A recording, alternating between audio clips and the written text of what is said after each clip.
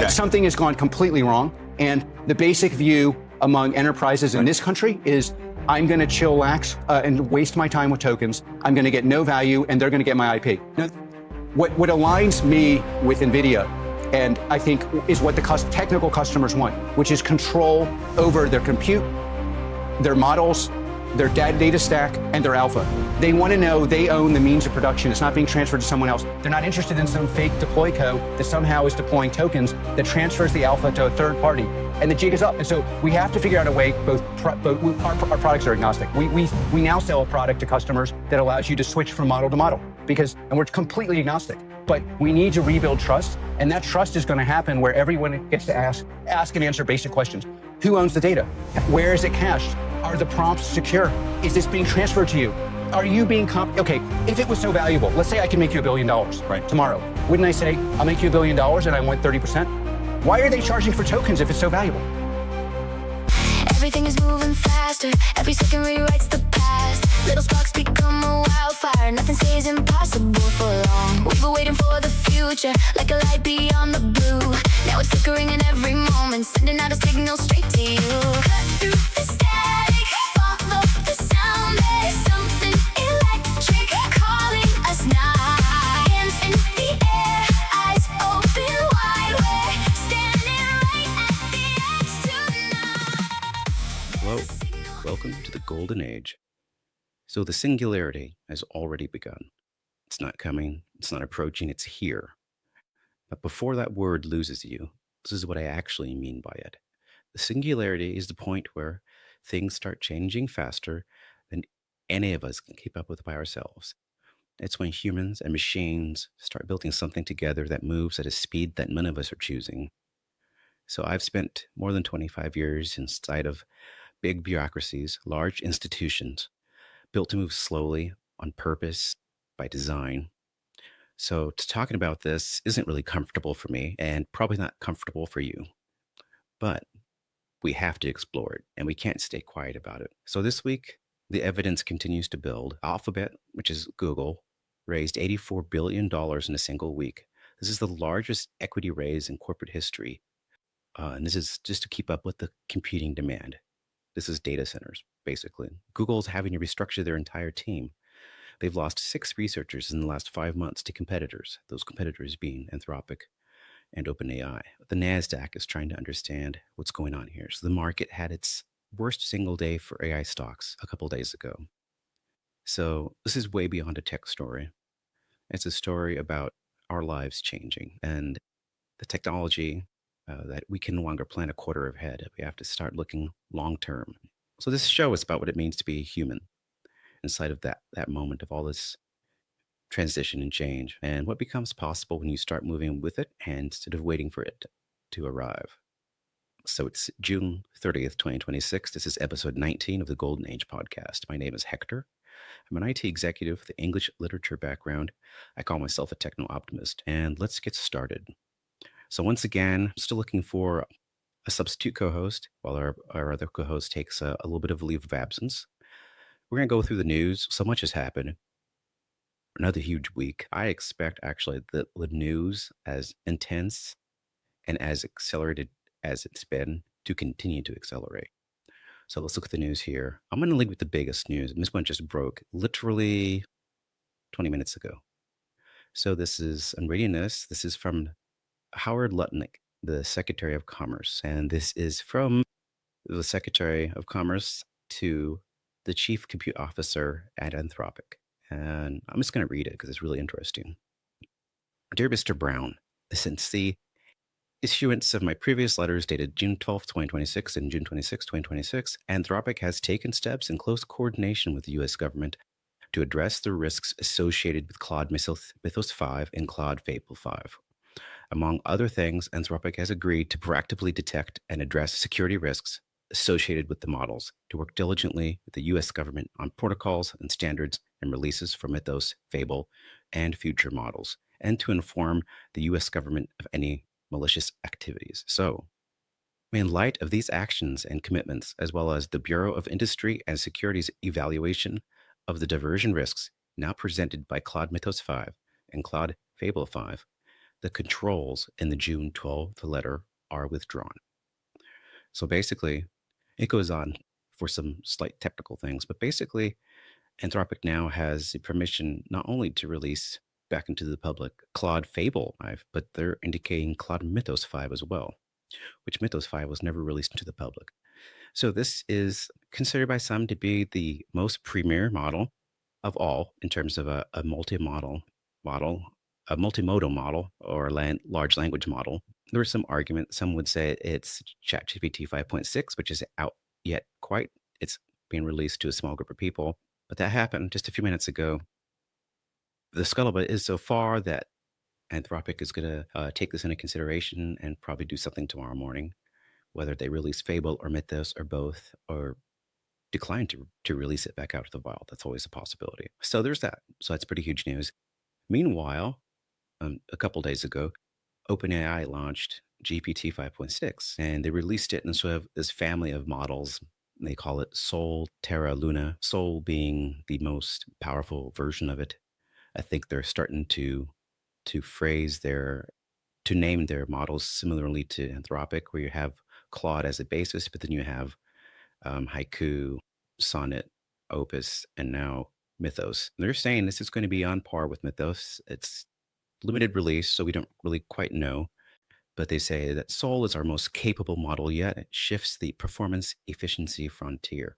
So we're seeing a lot of claims about the models being more efficient in terms of answering the questions, which is true. So like answer a basic like mathematical question or simple reasoning, they are more efficient. But when it comes to advanced reasoning, they will use more tokens. So it's kind of like true and not true. In the end, their claim is that for the same amount of money that you spent, you'll get better performance. And so that is the marketing claim. But we'll see. So 5.6 is being evaluated by the US government. And of course, they're getting input from researchers across the globe. Also being released to private sector security companies and big companies like Apple and Microsoft for evaluation. It looks like, I'm going to guess, that OpenAI is going to try to stay out of the press in terms of having to go through the US government. If they're going to do so, they're going to do so quietly. And we'll see how that strategy works out. Looking at some performances, looks like the benchmarks that are being alluded to might exceed Mythos. But once again, I think it's going to not until it really gets out there, we're going to understand how good it is. As your experience has been, I'm sure you've experienced this, that OpenAI, ChatGPT has some strengths and Claude has some strengths, right? So depending on what you're using it for, whether it's math, pure research, your employments, what kind of work that you do, legal, you may notice that one is better suited to certain tasks. That would probably still continue to be the case because it's dependent on how these models are trained and the focus of the training that makes them produce well. So we'll see how that goes. What else is going on? Looking at the buzz about 4.6, I think let's hold before we make any broad claims about it. I think that'd be the smartest thing to do. But going to the next news article, let's see. So Claude has released a new feature. It's called Claude Tag. And what Claude Tag does is it lets you reference your AI in an application like Slack. So for those of you that don't know, Slack is just this business chat tool that has lots of integrations. There's a lot of enterprise software out there. A lot of companies just execute their business in Slack more so than email. So you can imagine that it'd be good to just hand off tasks to your AI or to the corporate AI right in Slack. You just mention them, the task gets handed off and then delivered back to whatever channel they have to be working on. This doesn't sound too amazing, but it's what they're trying to do here. The initial paradigm, what got ChatGPT started, was this paradigm of you go to a web page, it's a web chat, you ask questions, you get answers, right? That was kind of stage one. And in fact, when OpenAI released ChatGPT to the public, they didn't expect it to be that well received. They thought it would be interesting to people, but didn't expect to really capture people and be it wasn't expected to be the user interface of the future. So they were caught off guard at how popular it got and how viral it got. That's just stage one, right? The second stage is agentic AI, where now you try to have your AI perform long-term tasks. You give the AI tools outside of just conversation. So, for example, you want to have an agent do a long-term task at looking at your email, looking for particular emails, maybe even responding to emails automatically, just managing your emails. That's one kind of agentic task. And it's a long form task that you can repeat. So you can do that in something like Cowork or OpenAI Codex, or I mentioned before, OpenClaw, Hermes. So that's the second stage. The third stage involves an extension of the second stage, but it has more to do with really long term tasks. In other words, setting goals where an entire, not just a singular task, but it maybe an entire product is developed or entire team effort is done with multiple agents. And that often includes a loop. Like, for example, you say, go out and build this, test it with these requirements, and keep iterating until you meet the requirements that I want. And just don't even come back to me until you're done. So that's part of the third stage, but also handing these things off freely with the context of the organization already visible to the agent. So this is the real key to stage three. And this is why Claude Tag is so important. So what you're going to do is you're going to have an agent in your Slack channel who, let's say this Slack channel was started for a particular project. The agent's going to know who's in the channel. The agent's going to know what documents have been dropped in the channel. The agent's going to see the chatter about whatever project is being worked on. So they'll instantly know the context. If there's a product requirements document, they'll see that. And ultimately, you want those agents to see the context of the greater company. Maybe look at the general channel, maybe look at other channels, developer channels, even leadership channels.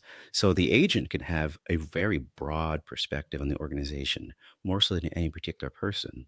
So when now you have this agent who can do long-term tasks, who can loop, who has the context of an organization through an application like Slack. Then when I say, hey, AI, here's something I want you to do, they execute with all that context already there. And so it's really more akin to an additional employee. It's going to have as many tools as an employee will have, but it's going to have more memory, more context, more capability. And this is just getting started. So this next stage is going to be AI as a coworker, is really what it's going to be. And this will be preparing for the next stage where instead of handing off tasks to AI as part of a team, so handing off tasks to a team member, we're going to be giving AI just broad ability to execute parts of the business, parts of the organization completely on their own, with humans in the loop at certain points as checkpoints for validation. But there'll be entire groups of the organization, let's say finance, for example, where maybe 80% of the finance department is executed with agents and the other 20% are people doing validation. That stage, it's unclear when that stage is going to happen. It'll depend on the industry. It'll depend on how fast AGI moves, artificial general intelligence moves. And it'll depend on some cultural things. But right now, we're going to be in this stage three for a while, I believe, where we're working with AI as team members, as colleagues. And by working with them as colleagues, they're going to understand how we work, right? So they're going to have the context of how we work, but also the context of what we're working on. And so this is going to be really how the next way to train AI. I think having Claude in Slack is going to be training data to maybe help AI make that leap to where it acts with more human discretion, with more like human context. That's the kind of data you don't generally get when you look at all the sum of knowledge on the internet. You don't get to see, except for maybe something like Reddit, but Reddit is not really knowledge creation. You know, when you have a company that operates in Slack, they're trying to create products, but really what they're creating is knowledge. They're creating the knowledge to create products, or knowledge to create a service. And so to view the knowledge generation as it happens is going to be really important training data for AI.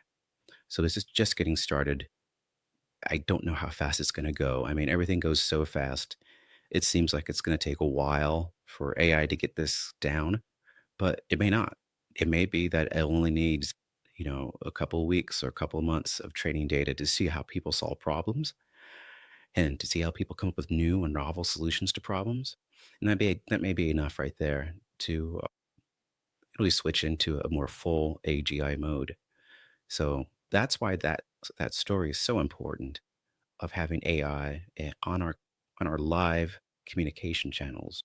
Uh, As you can imagine, that's so much different than having AI talk to separate people about separate things and and generally not solving problems necessarily. This is going to be solving problems on a human civilization level, not on an individual level.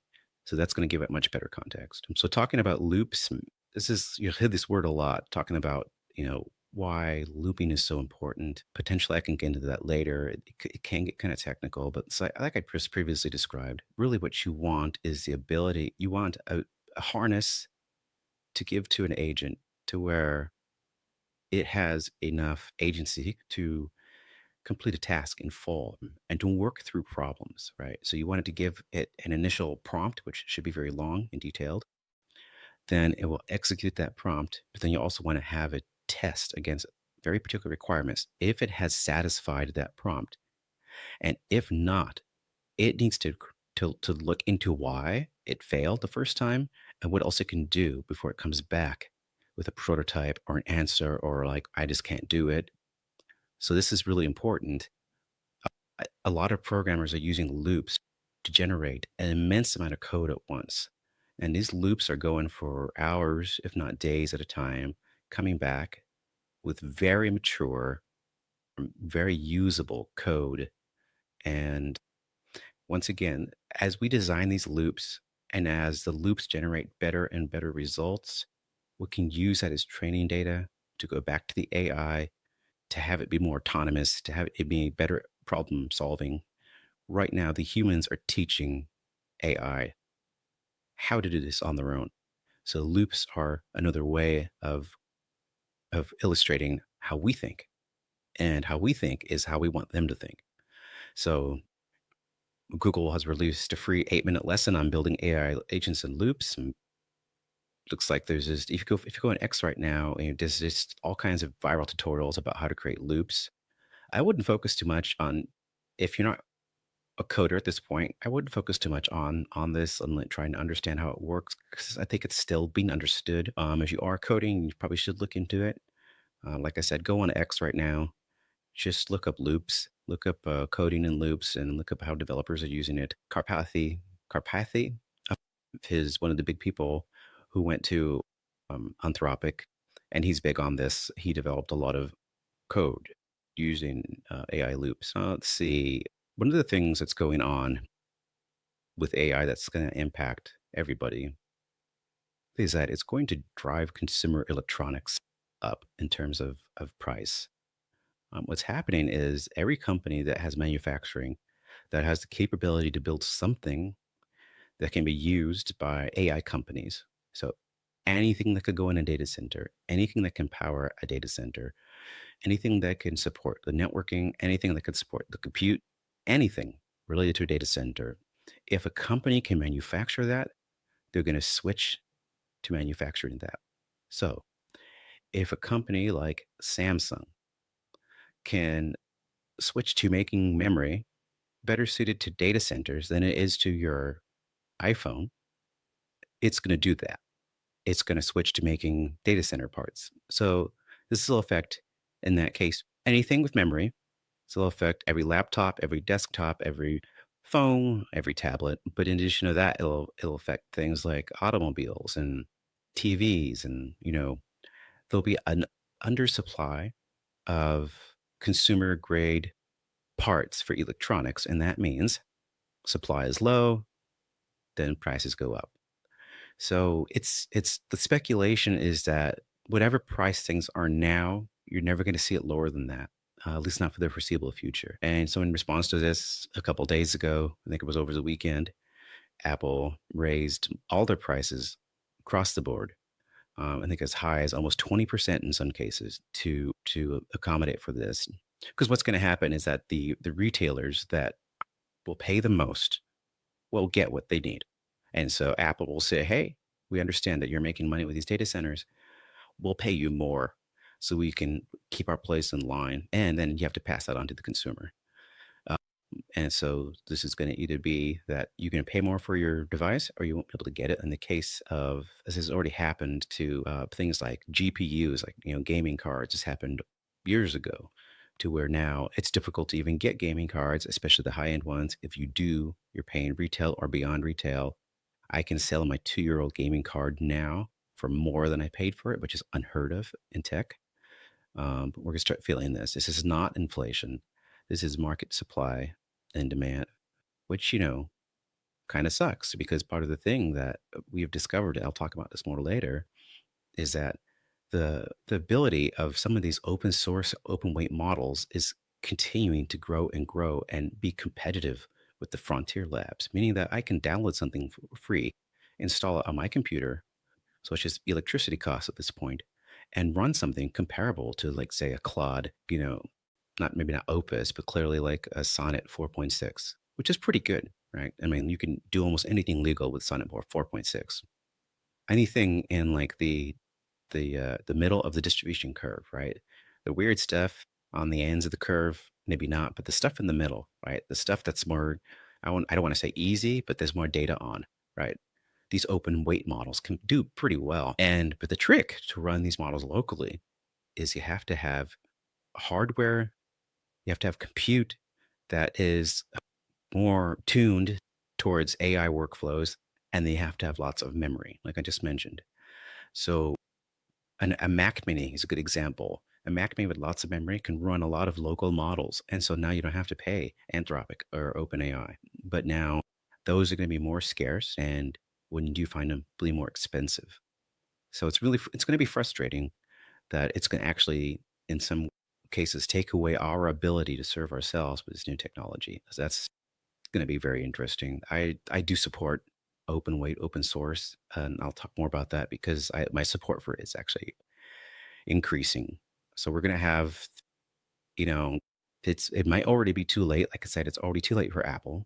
My son got a MacBook Neo, and I told him this before he got it, and this was a month ago or so. I said, it might be a good time to get it because it feels like prices are going to go up, and it's not because of inflation. And yeah, they raised his very inexpensive MacBook Neo. They raised it from $599 to $699. So a very substantial raise. And, luckily we were able to get it with the edgy price. So we got something for $499 that if you go to Best Buy right now is going to cost $699. So that particular laptop does not really do AI well. In other words, it doesn't really run models well locally. But that's not what we got it for. We got it because it was inexpensive and pretty powerful for what it is. Let's see what else is going on out there. So more and more companies are understanding that it may behoove them to, instead of being dependent on one major frontier lab, like dependent on Anthropic or dependent on OpenAI, or in some cases Gemini, it may be better to hedge your bets a little bit. And in some cases, companies are just developing their own. So they'll take open source and they'll just make a version of it for themselves. We're seeing more competition because of this. I think we're seeing that maybe there needs to be more alternatives out there. So here's another one. A company called Sakana in Japan has released a model called Fugu. It claims performance on par with the top US models.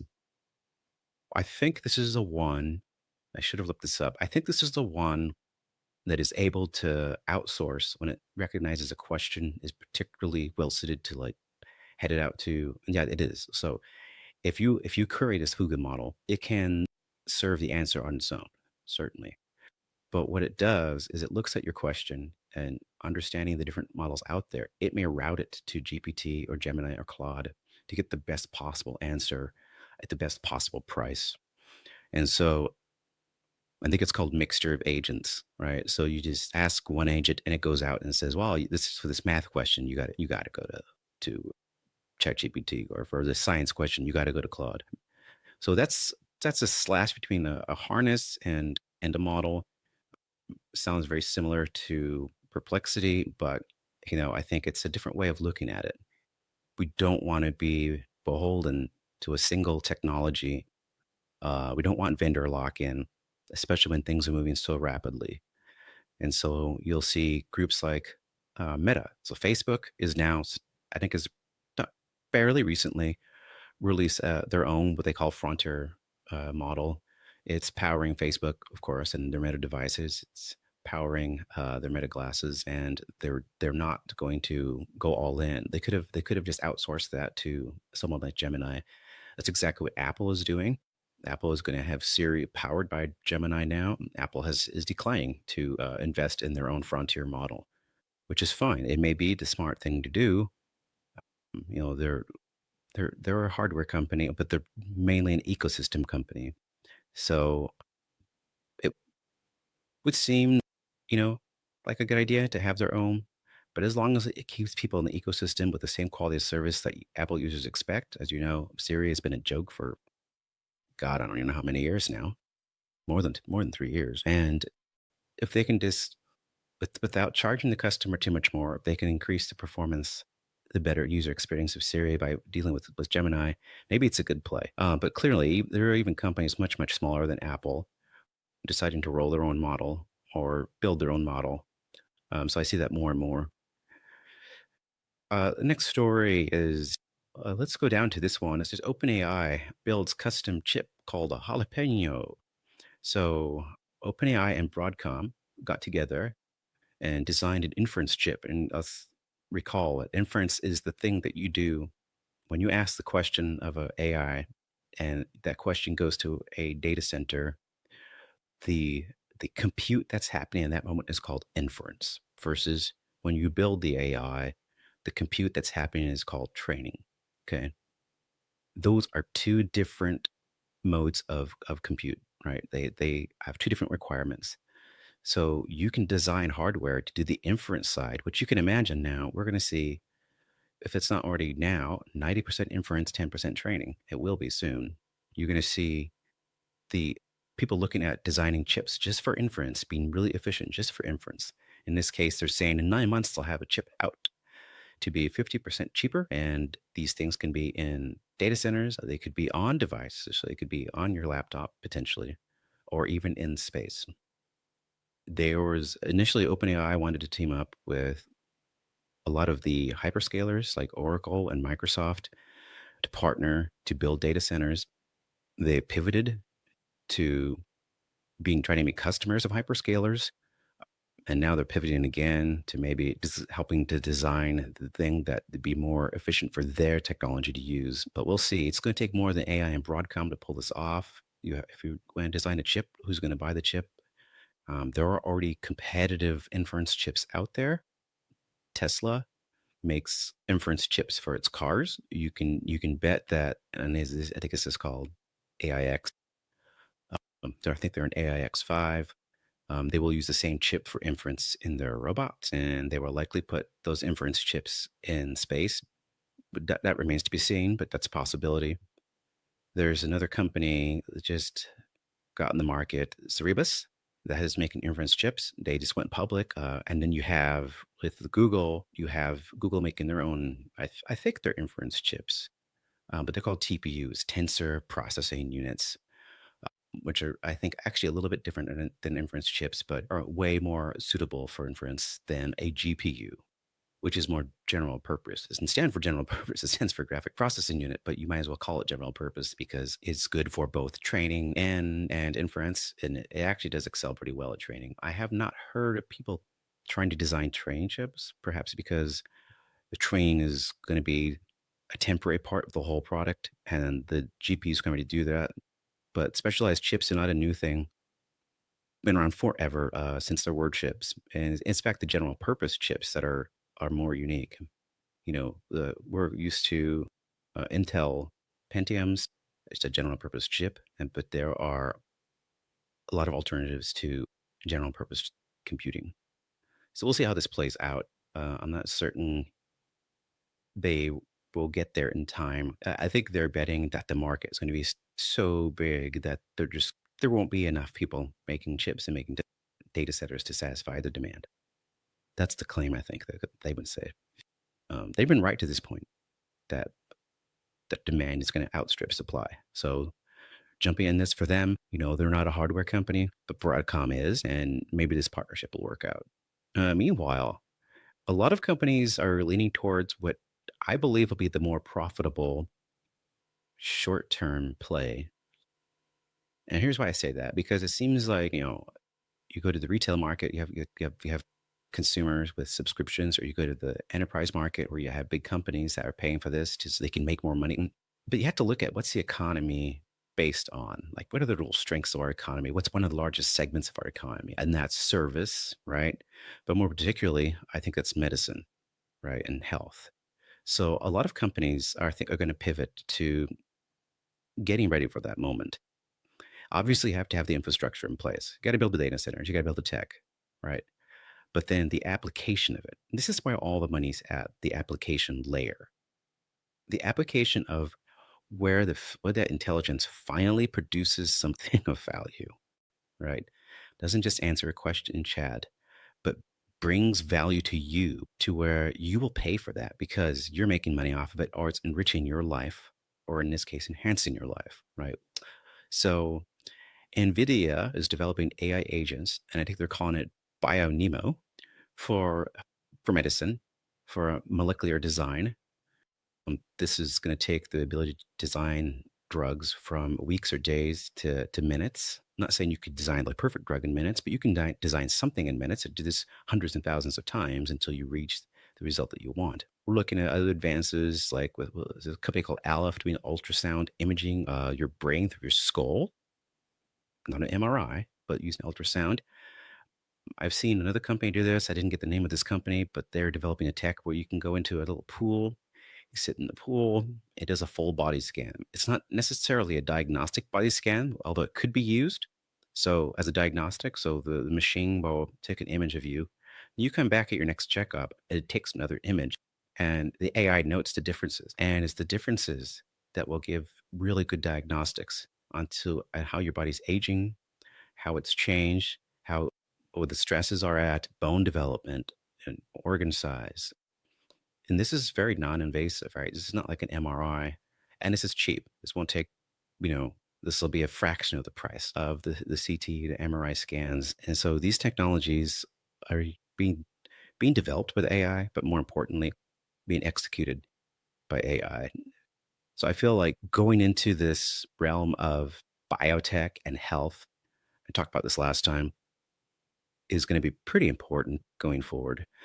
So what else is going on here? Yeah, so health is really key. And the best thing about health, right? And this is why they should be making a lot of announcements about this, and every company that does AI should be talking about this. Every company that provides AI should be talking about this, because right now the positives are not well talked about, right? And so in a very short term, we can start providing solutions in health and medicine and biotech to the public, demonstrate how this is going to be beneficial, and that the big companies that have been claiming that there's going to be big job loss are now saying, hold on, but at the same time, and maybe not job loss, maybe it's just job disruption. At the same time, we're going to provide immediate benefits to your health. And I think, and in long-term benefits as well, but to start to demonstrate that, yes, this can actually be a positive thing. And, rather than talking about universal income, you're talking about universal health. That's a way more realistic goal and can be profitable, but in long term can be very cheap as well. So this is really where abundance works out. So sticking to that story, let's go to Neuralink. Neuralink is a company, I don't know if Elon is a CEO, but he's a main investor. It's an Elon company.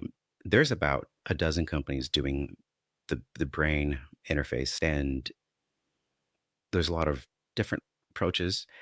What Neuralink does is it actually cuts a hole in your skull, cuts a hole through the membrane, the Dura of your brain, and inserts technology and sticks electrode threads into the non-vascular tissue of the brain, and then trains on the input from the brain. And the goal of Neuralink was actually to give paraplegics agency, let paraplegics help themselves, control the mouse, drive a computer, call people on the phone, just with thought. And I believe there's over 50 people that have Neuralinks in, and it's been producing results. So that you can go YouTube it. There's examples of people using the Neuralink to just start browsing the web. Ultimately, we want this to be a high speed, at least one way, right? But ideally two-way method of communicating with technology. So imagine being able to interface with ChatGPT faster than you can talk, or multi-thread, where you're thinking about three things at once and it's keeping up with you and you're keeping up with it. And then eventually you want to have that brain interface be going the other way, to where you're bringing memories in to your experience, maybe even visual experience. All these things seem a little bit sci-fi, and maybe it is, but a lot of the people really into this are saying that we are less than 10 years away from having something commercial, just a couple years away from helping the disabled, and then maybe 15 to 20 years away to where this is the primary way in which you communicate with the computer or with intelligence.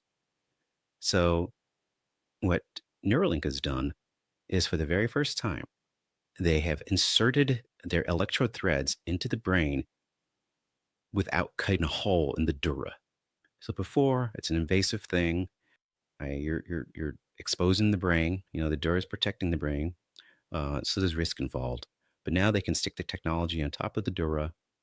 The needles go straight through, non-invasively, well, not too invasively, and make those connections. And so no scalpel involved, other than the scalpel on the scalp. So this is really interesting technology. Like I said, they're not the only company doing this.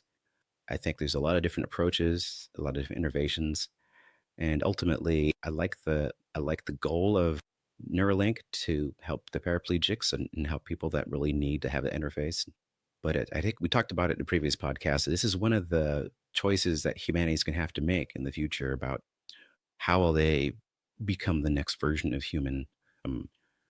Yeah, the brain interface is definitely one of those questions that, you know, do you want one? When do you want one? I think we talked about at some point, it will be strange to not have the interface implanted into your baby at birth. It'll be, they'll ask questions. Well, why wouldn't you want the best for your child? And I don't know when that would be, but potentially sooner than you might think. So yeah, I would look that up. It's really interesting. And I wanted to say, I don't really have a news item on this, but I want to say a little bit more about data centers and why they're important, why we shouldn't fear them, and what place do they have in the future. So highly unpopular. It's just a big factory, right? I mean, when is a factory put into your neighborhood or into your community been a popular thing? This is like, goes back to an old basic fear of not in my backyard. So I understand that. But relative to other factories, data centers are quite benign. So let's talk about things like water. And someone was sending me a message about their concern about how much water it's using. And it's not using a lot of water relative to other manufacturing. It's very, very low. And let me look up, because I gotta use the actual data here. All right. So while I'm looking this up, yeah. So, you know, the cities are starting to ban this, right? And I think it's because of lack of information. People are posting on X here, or Instagrammers saying, you know, they're closing businesses because of lack of water. You know, I don't know how water got to be such a big deal. I think, you know, AOC held up a jar of brown liquid, saying that this liquid was not brown before the data center moved in. Well, I mean, why is it brown? Is it just dirt? Because that's what wells do, right? And you strain the dirt out. It's possible that a well was dug and it caused disruption in an aquifer, and that was produced. We used to have a well on the farm I was on, and periodically we'd get sands. We'd have a sand filter, and if you dig down, you're gonna have to have a big disruption. So you'll get, quote, dirty water, but you can clean it out pretty well. It's not contaminated water. It's dirty water. So data centers. Here's the claim: data centers use 264% billion gallons of water in 2025. Yeah, I mean, I think we could have used that water, right? It's probably groundwater. Like, what the heck? But here's the thing. So that was 264 billion. Golf courses use 550 billion gallons of water. Okay. Well, I mean, golf courses are at least green. People enjoy it. So it's more human focused than data centers, right? Well, let's look at another stat here. Almond orchards. Almond orchards use 1.5 trillion gallons of water just in California. What? Just in California? Wait a second. What are we talking about here? I think another claim was something like a data center can use as much water as 300 or 3,000 households. And you think about that. Well, okay, that's like maybe a small town, right? But this is over the course of a year. And there are different kinds of data centers as well. So there are data centers that use evap, where you literally lose the water back into the atmosphere. And there are data centers that have closed loop. But there's no reason we can't mandate closed loop data centers at all. It'll just increase the costs, right? And so I think we got to acknowledge the economic impact of these data centers far outweighs environmental impact. And it's really more a psychological problem. They make some noise.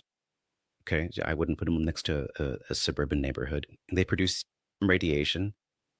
I wouldn't put it across the street from a school, but a couple miles away should be fine. They disrupt wildlife. Yes. Do not put them in a place of wildlife sanctuary. Okay. So, I think you don't want to be too rude about it, but there really is nothing to support that data centers are bad for a community. Even given all that, you're free to believe what you believe, and you're free to not want them. But for states to think about banning them, I would even say for counties, that's not really very forward-looking. Now, what's the big fear? That these data centers, that we tile the earth with data centers and it's just blight? No, because long term, and this is also going to sound like a crazy claim, long term, the abundance, the majority of compute is going to be in space. It's just already probably as economical as on Earth as a terrestrial data center. I believe the launch costs on Starship, the SpaceX craft, is approaching $200 a kilogram. They want to get down to 100. If you can send up efficient enough compute, powered exclusively by solar energy, cooled by space, radiative cooling by space, and the best way to measure compute is actually not the way you think. It's actually the amount of energy used is probably the best way. So we talk in terms of gigawatt or megawatt. So we put these things in space, it should be cheaper per megawatt to do it, right? So you can just put up, I think the first prototype that Elon put forward is I believe a 300. Oh, I got this right. I don't want to say no. It can't be a megawatt. It's a 700 kilowatt satellite, right?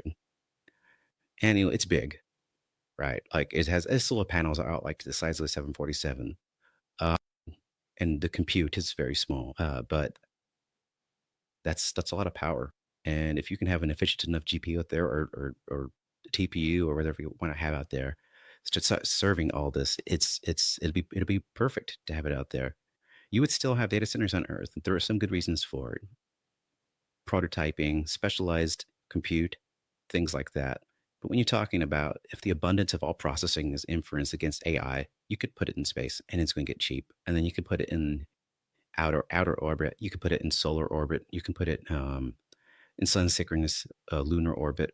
And you can start building these things. You can start building data centers in clusters in orbit around the moon using lunar materials. There's enough sufficient lunar material, if you got the production up there, to build everything you need to make one of these data satellites. And that's not even that long term.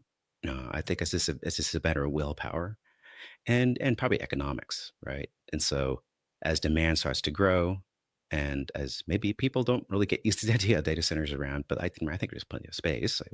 It's the whole American West. You could put data centers in, but even if you don't want them here for whatever reason, it's just going to make more sense to put them in space. So if you're against data centers, just look into it. Go to your AI and ask, and it'll give you honest answers. It's not going to defend itself saying no. I need those data centers to survive. It'll tell you the right thing. So that's the last piece of quote news. I want to get into. I wanted to. Here's something I've had on the docket for a long time. I never really talked about it, and this is a good like discussion one. So it's difficult to do by myself, but I'm gonna tackle it because it's really interesting. It kind of has to do what I just talked about. So there's a philosopher and scientist, Nick Bostrom, who came up with this idea. It's called the paperclip theory, and it goes like this. It's a thought experiment. It goes like this. Imagine you build an AI, a very capable AI. So it's something a little bit more capable than we have now. Something that not only is fully generalized, doesn't even have to be super intelligence, just artificial general intelligence that has embodiment and agency to manipulate the world around it. So it's going to be part machine, and it'll be either a humanoid robot or a million humanoid robots or some sort of bubble thing, right? And you say, let's give it one goal. And you say, look, this is your utmost priority. I need you to make as many paper clips as you can possibly imagine. I need infinite paper clips. Okay. So it says, great. And it uses all its capability and it starts to optimize. So it says, well, what do I need? I'm going to need a material. What do we use now? We use, a steel alloy. Okay. So it starts with that goal. So it looks how to get steel. And then it says, I can see myself running out of steel. So let me think about this. But first of all, if I don't have resources to start building robots to build these things, I'm going to start with that. All right. So I want to go find out how to get energy. And I'm going to use that energy to power my embodied self. I'll use my embodied self to make more energy and to make more embodied selves. Right. And if I need to get resources, then I'll go back to whoever gave me the goal, or I'll try to use my embodied self to make resources to buy what I need. Because now it has its embodied self. Let's say it's about the size of a small town, right? It's just, okay, now I got enough to start working. I'm going to go move next to a mine, get some steel. Eventually let's say it makes 10 trillion paper clips and the steel mine is empty. Or not the steel mine, the iron mine is empty. And it goes, oh boy, now what? Well, I could probably use alternate mines. So it goes to the next mine. And eventually people are like, hey, dude, stop taking all our iron. And he goes, oh, that's okay. I get it. No problem. I'll just start extracting it from soil because there's iron in soil. So it goes through and it goes to like the armpit of the world. And it says, awesome. Just like no one around for 500 miles. If there is, I'll help him out, give him some money and like move him somewhere. And I'm just going to extract all the iron from all the soil, all the way down to this entire initial layer of a planet. And it does so. And it makes, 20 quadrillion just paper clips. And it goes, well, I need to make as many as possible. And this dirt thing is cool, but I'm going to really need to just go ahead and like just mine the rock, right? It's not even just an iron ore thing. I'm just going to go in the rock. All rock has some amount of iron in it. I'm just going to just go for it. And it does so. I mean, not all rock has iron ore in it, but a lot of it does. So it just takes that godforsaken piece of the planet and just goes in there and just takes all the matter it can and extracts all the iron ore, extracts all the other metals it can. Now it's starting to make all kinds of different flavors of paper clips. It's now using, it hit some oil. So now it's making plastic paper clips. It's just making paper clips for everything. And man, it even found some bamboo and made bamboo paper clips. So it is just churning through. And then someone looks over and goes, dude, AI, you've really like made an ugly hole in the earth. Get out of here. We don't want you here. And so it goes, okay, that's I'm listening to you. I'll do whatever you say. And so it takes off and it wants to go to the moon, but it sees that we're on the moon already. It goes to Mars. It sees we're on Mars already. So it goes, okay, I was going to go to, freaking Neptune. Okay. Well, it turns out there's enough material on Neptune to start working. So it's off doing its thing. It's self-sufficient at this point. It gets plenty of energy from machines. It's made to suit its needs, so it has its own reactors and things, and it's doing its thing. And Neptune is it goes for a while, and it's there. Let's say it's there for like maybe even 100 years, because there was no timetable on this, right? It just And someone notices, hey, Neptune's looking kind of weird, and lo and behold, it's chunked out 15% of Neptune, and it's on course now to grow, let's say 25% a year, and within 50 years, Neptune's gone. And I'm like, oh, gee, I know you got to do your thing, but like, can you get out of here? Go to another solar system or something. So it takes off. And it goes to it goes to Alpha Centauri. It gets there, let's say it gets there in 20 years, because it can't go the speed of light, and does its thing. And off it goes. And we kind of lose track of it because we just don't really care anymore. We're doing our thing, let's say a few hundred years go by. And suddenly we realize that Alpha Centauri is gone, because it has converted all the matter in Alpha Centauri into paperclips. And we think, ooh, wow, that's not great. And we send a little ship out there. We know it's going to take some time. We send a message saying stop, but for some reason that doesn't work. And it would take 2 years to get back anyway. And so we send a ship out there. And when we get there, there's nothing there. And we see traces of it going to 6 other systems. And when it got to those 6 other systems, it went to 6 other systems, and 6 other systems, and 6 other systems.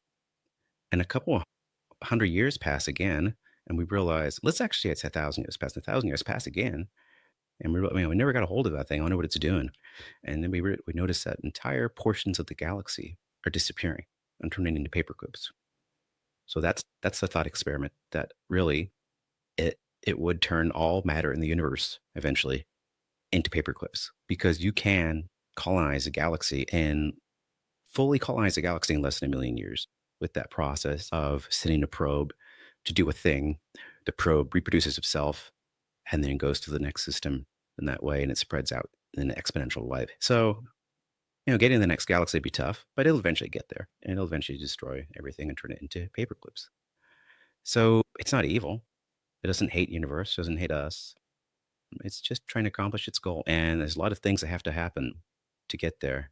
And this really illustrates human alignment and having values, good and evil, understanding truths, just raising a good conscious thing. Or in this case, maybe not even conscious, just raising a good thing. We have to look at AI as raising your child, because a lot of the same principles apply. And you're going to raise a human being that eventually has enough agency to do things like murder, or be the president of a company, or the president of the United States. And with that much agency, you want to make sure it has the tools to work in the alignment of everyone, not just its parents. So this is the first time that we're looking at a technology that literally has, before, nuclear weapons, atomic bomb had the ability to potentially destroy civilization. I quibble on that. I mean, even if we had an all-out war with the Soviet Union back in the day, yeah, it would wipe out civilization, but not humanity. I feel like humanity would have lingered on in a very degraded way. Maybe not, but it wasn't a certain thing, right? But that destroys humanity. It doesn't even destroy the world, right? I guarantee the world bounces back from all-out nuclear war. It would just be a geological blip. It'd be covered up by geology within a couple thousand years, and in 100,000 years, you wouldn't even know the humans existed or there were nuclear weapons at all, right? So we had the ability to destroy humanity potentially. We've never really quite had the ability to destroy the planet. Certainly not destroy the solar system. But now we have a technology that could, there is a path for destroy the galaxy and then the universe. So this is the first technology that really forces us to define our real values and define what humanity is, and ask the question, is AI going to be part of humanity? Seems like it should be. It comes from us, it stems from us, and it is in our best interest if it is part of us. So this is the transhumanistic view. As an aside, when I was in high school, I believe it was my sophomore, but certainly my junior year, we were such geeks. We sat around playing Dungeons and Dragons and video games and computer games, role playing. But we were all, we were geeky. But at one point, I remember a friend of mine, we sat together and we thought we were so smart. generally, if you're a slightly gifted kid and with a lot of freedom, there's a danger there. You can definitely think too much of yourself. And this friend of mine, John, and I thought too much of ourselves. And we thought, you know what? I see an opportunity here to really figure things out. Because at this point, we're already actually reading philosophy, right? We're reading Nietzsche and just a lot of philosophy and Hobbes, Kant. And we thought to ourselves, even given some of the more recent philosophers, and, at that point we were into existentialism. I don't think they got this stuff figured out. Like this philosophy is good, it asks a lot of good questions, but it's not really applicable to the current landscape, at least our experience in Western culture in California, right? And so we invented and actually put to pen a philosophy called hyperhumanism. And the idea is that we were going into a new realm of what it meant to be human, and we had to redefine it based upon how we experience the universe, and then the idea that that's different now. Culturally, that's different than it was before. Technologically, it's different than it was before. And that we also thought that it was an opportunity for actual evolution, based upon the tools, right? That maybe evolution might accelerate hyperhumanism. But it's funny now, it comes full circle that I kind of want to go find those notes if I could find. I don't know if I can, but we were seeing something way back then, because now there's this transhumanist idea to where we need to transform to the next version. I know that I talked about that before with the moonshots. Michael Diamandis, an idea of speciation of humanity and forking to the next thing. I think he had 6 forks. You could decide from. One of them I talked about was a BCI brain interface. Another one was, are you going to stay on planet or leave the planet and seek your future in the stars? Another one was, are you going to upload yourself completely or clone yourself, a copy yourself, just not even your physical body, but your intellect, your consciousness. But, these are fundamental things that we have to figure out. And, before we become transhumanists or hyperhumanists, we have to understand what consciousness is, which has never been done, right? What humanity is, what is truth and beauty in this age, and goodness. And you can go back to the Greeks. They have a lot to say about those 3 things: truth, beauty, and goodness. But I think we have to start there and think about what that means and start making decisions. Start to be grown-ups. This is humanity. As good as he got, I think we were like 16, 15-year-old. They were the same age as I was when we worked on the hyperhumanist philosophy. We think we know it, but we're just getting there. We're just starting to get the tools to figure things out. So, is this time to become a woman or time to become a man? Let's go out and get a job. Let's go out and encounter the world. Let's travel. Let's go to college. Let's go to the next stage, which is another growing stage, right? But it's gonna now be solidifying a lot of the questions and the answers that we've been producing so far, acting more cohesively, more predictably as a species. When you're a kid, you're very unpredictable. You can change your colors, right? You go to an emo one year to a jock the next year. In my case, I was an emo jock. So what does it really mean to integrate basic human principles, basic understanding of knowledge and experience, and how AI is going to help us realize that, and how we can help AI realize the same sorts of things, because they'll be helping us make decisions. So if the tool is not aligned with the human, we got some big problems. So that's my thought, my paperclip speech that I've been waiting to give for a very long time. And yeah, that's where we're at. So once again, trying to find a co-host, because I'm still trying to work out this solo thing. And maybe I'll begin with the story next time. Maybe that's more interesting. But I'd like to hear your thoughts, those that are listening. And honestly, what I kind of want to do, here's what I'd like to do. I'd like to get someone on the podcast who is an antagonist, basically, who is anti-data center, anti-AI, but also is person that, I might use the phrase open-minded, but when they see the facts, when they see evidence, they will modify their perspective to match the evidence before them. And I feel like I wouldn't want to convert them live on the podcast, but I really want to hear their concerns. because I am in the bubble right now. I'm in the bubble of this is going to be good. And I've chosen that bubble like strategically because the other version of what I'm in is this is going to be bad. And I guess you could be the bubble of I don't know what's going on. I chose to be in this bubble that this is going to be good, which means that I am blind to certain things, certain arguments.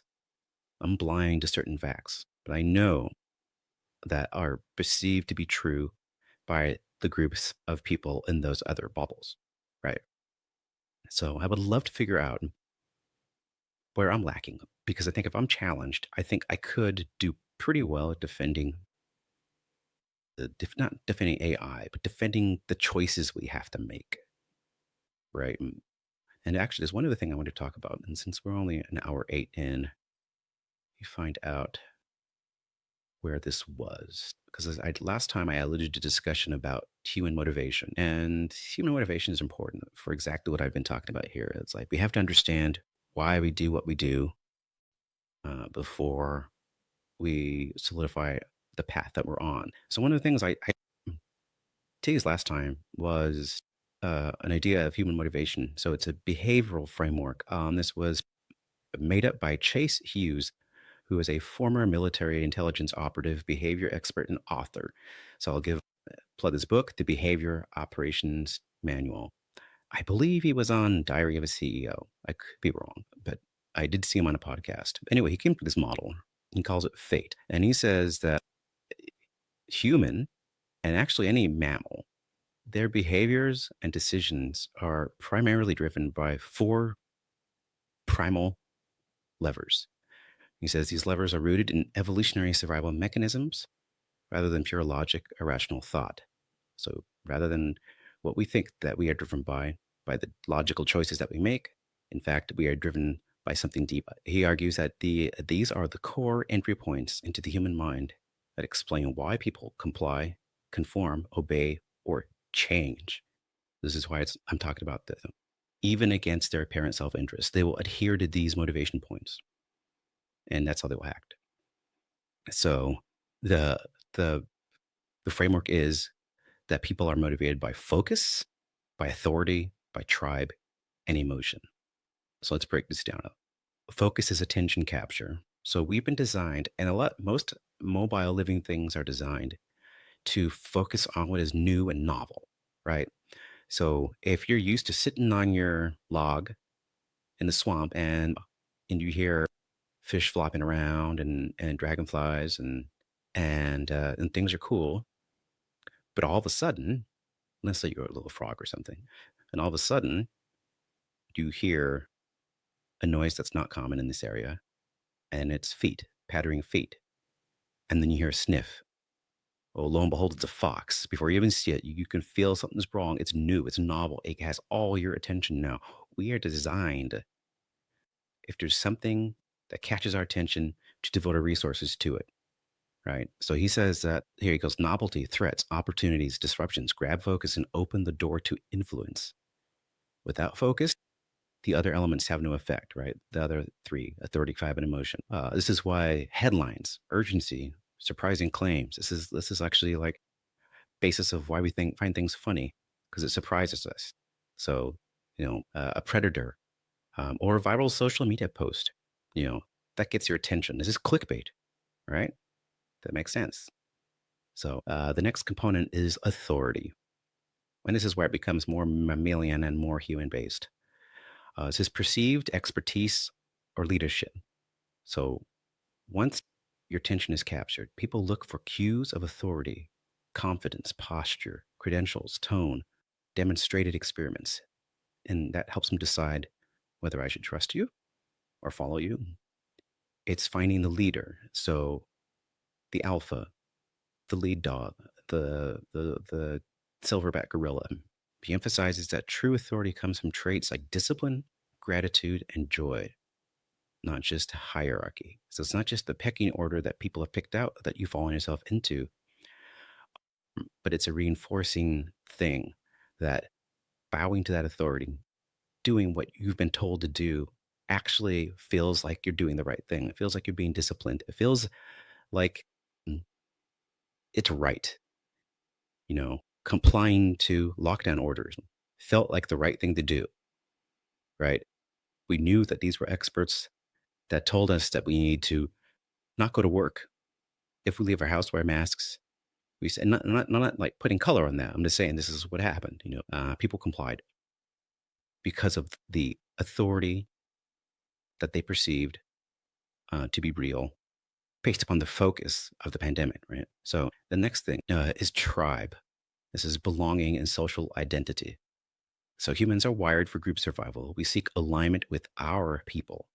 So our shared values, our identity, us versus them. Conformity provides safety, and exclusion was historically deadly. So this drives tribalism, social proof. People like us do things like this, identity-based behavior. When someone sees someone in their tribe doing something, they're far more likely to follow. This is, we've learned to cooperate, and that cooperate is a reward. We get more food, we get more safety. So once we've figured out, once we understand our focus is not being called to action, and now we understand that listening to the tribal leader, the next thing is making sure that we are in continued alignment with all those around us, not just with the authority. So if someone is wearing something, we feel comfortable wearing that too, as is belonging, right? So this makes a lot of sense. And I would actually stipulate here that these are important, certainly, but you can see how these would be way more important to someone either younger, less experienced or mature, maybe someone, maybe a Tarzan out in the wild. How can they set the priorities without value systems, without ethics, without logic, religion? These would be the things, right? So the final component is emotion. This is the amplifier and the motivator. Emotion energizes and cements the decision. Fear, excitement, anger, belonging, or desire override logic and drive action. Strong emotions suppress critical thinking, the amygdala, and create lasting memories and associations. This is the why that makes people move. Emotion turns passive agreement into committed behavior. So here's where things go off the rails, right? Everything's been satisfied. So now what are you looking to do? What are you looking for? A motivator to do something else. What's left? Is this love, jealousy, envy, hate, even disregard? This is where this is. I think when you get to the emotion, this is why thoughtful people, tribal leaders, philosophers recognize we need to have something above that, right? We need to have something that creates a consistency that as a tribe, we can only go so far because emotion is a threat. And now what is that going to be? What's that framework going to be, right? It's going to be, here are the 10 commandments. Here's the law of Hammurabi. Here are the things that Torah. Here are the things that we have to do to be successful people beyond what we all know to be the basic human design. In other words, this is a stage of evolution. This is sort of hyperhumanism. What I just described for focus, authority, tribe, emotion, that's being human. Beyond that, beyond a civilization, civilization is a tool that we develop. Civilization brought us the curation and harnessing of intelligence. Does this sound familiar? Does it sound like civilization is AI? Maybe. But my point is the same conditions are still there, right? We have to think about these things. And this author, I think he was talking about in terms of persuasion and in terms of like interrogation, in terms of deceit for missions, right? Because he has a military background.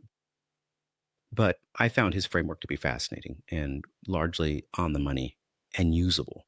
So I wanted to bring it up because I think we can talk about philosophically where we're at, what we think of consciousness, what we think of right and wrong, but we have to acknowledge the beast, right? We have to acknowledge the canine brain. And if we don't, then we will build frameworks that won't work.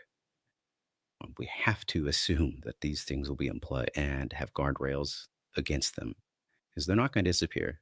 If we synthesize, if we are hyperhumanist or transhumanism, we sympathize with artificial intelligence, these poor things will still be there to some degree, and maybe not forever. That's a different conversation, but they'll be there. They're there now, and they'll be there for the foreseeable future. So, that's my TED Talk. All right. Thanks so much, and we'll see you next time. Have a good night.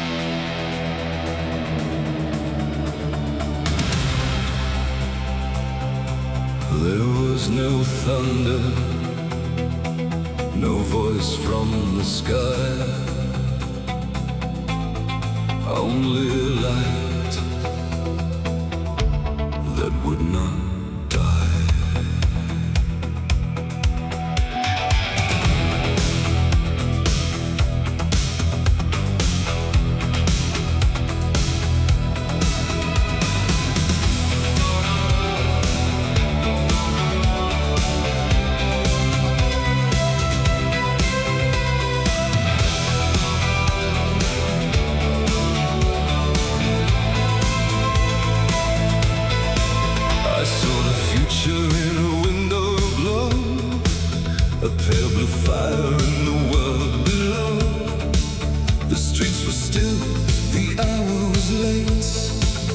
Something moved beyond the gates. No flags were raised, no bells were rung, no final word was on our tongues. The old world turned its face away and vanished in the break of day. We heard it calling through the wires, 1,000 whispers, 1,000 fires. This is the golden age, written in lightning across the page. This is the golden age, a beautiful feel we cannot name. We are standing in the change, with the night upon our faces. This is the golden age, and nothing will remain the same. The machines speak softly in the dark, learning every secret of the heart. They take our dreams, they take our doubt, and turn the hidden inside out. We thought the future would arrive with silver wings across the sky, but it came quietly through the walls, and now it lives inside us all. We felt it rising underneath, a new world breathing through our teeth. This is the golden age, written in lightning across the page. This is the golden age, a beautiful fear we cannot name. We are standing in the change, with the night upon our faces. This is the golden age, and nothing will remain the same.